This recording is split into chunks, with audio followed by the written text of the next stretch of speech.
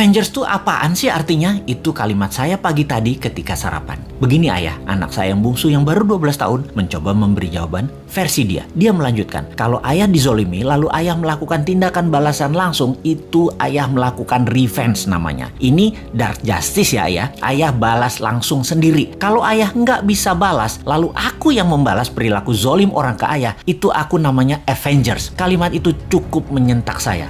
Lumayan juga diajari anak zilenial ini. Straight to the gut, langsung tonjok perut. Dia melanjutkan, jadi ide-ide ayah di sosmed kalau banyak yang bergerak lalu membuat kekuatan melawan Thanos dunia, mereka adalah Avengers di dunia nyata. Asli ketonjok 2 kali ulu hati saya. Saya mantuk-mantuk berimajinasi sehingga berlanjut ke tindakan saya menginformasikan kepada sahabat semua. Jadi, melihat keadaan dunia saat ini yang dikuasai medical Thanos, harus kita menjadi Avengers terhadap kejahatan mereka. India misalnya punya obat non-Thanos yang mereka produksi sendiri. Hanya $40 atau 500.000 rupiahan selesai masalah positif COVID dari diri seseorang dengan tingkat kesuksesan 98%.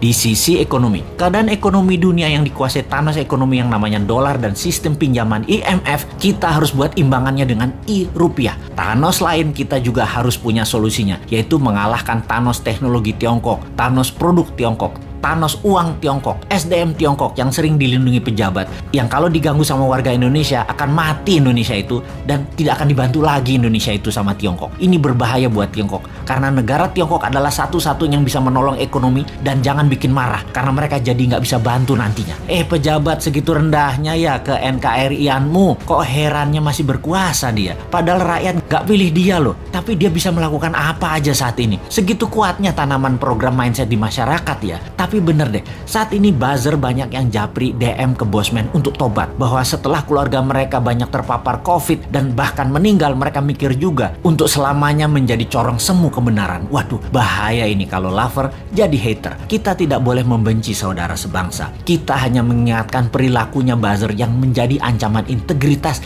dengan produknya membenci sesama anak bangsa. Kita harus sudahi. Para buzzer, tobat. Andalah pemecah belah kesatuan NKRI. Juga mereka di sekeliling pejabat di istana yang parnoan karena tidak ingin sisi lain anak bangsa dapat porsi, menjadi pembisik pejabat dengan memberikan informasi untuk membenci kelompok yang menjual agama. Dan ini adalah generalisir yang berbahaya. Pendekatan solusi tersering dengan kekerasan itu juga harus disudahi. Ini bisa semakin meruncing perbedaan dan ini menunjukkan ketidaknegarawanan pejabat serba bisa itu. Karena apa-apa dia yang ditugaskan untuk menyelesaikan. Harusnya dirangkul. Harusnya anak itu kalau salah jangan dimarahi atau dihukum, tetapi dirangkul. Pak Harto sukses selama 32 tahun itu, tidak anti pemuda angkatan 6667, tidak anti angkatan 72, 73, 74. Semua dirangkulnya, bahkan dijadikan menterinya. Pak Harto lupa aja mengadopsi angkatan 96, 97, 98. Ambiar dia jadinya. Merangkul dan memberikan jabatan sesuai kompetensi membuat siapapun yang tadinya berbeda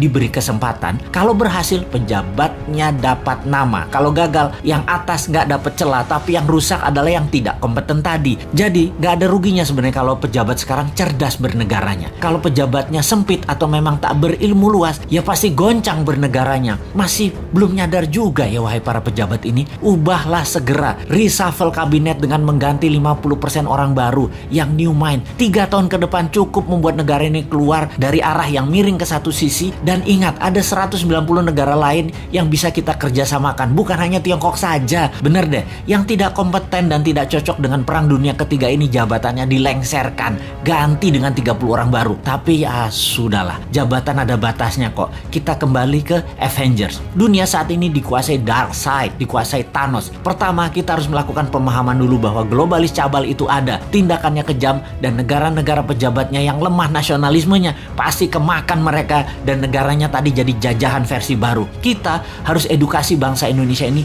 jangan bergantung pada asing-asing dan globalis, tetapi kita harus berdikari, kekuatan ekonomi sendiri, kekuatan kesehatan sendiri, bergandeng tangan dengan mereka yang nasionalis di luar juga banyak, seperti India salah satunya. Jauh-jauh hari Bosman mengatakan obat COVID India akan menjadi terkuat di luar Tiongkok dan globalis. Sungguh, India is the next China, Afrika is the next province of China, Indonesia bisa the next Amerika kalau pemerintahnya paham. Tapi urusan ini kita biarkan dulu. Sebarkan video-video Bosman ini untuk masyarakat memahami globalis musuh kita bersama dan oligarki merusak sistem bernegara Indonesia. Kita harus memberikan pemahaman bernegara level dunia demi NKRI utuh di bawah panji Avengers New Mind, yaitu Anda semua sahabat. Anda adalah Avengers New Mind.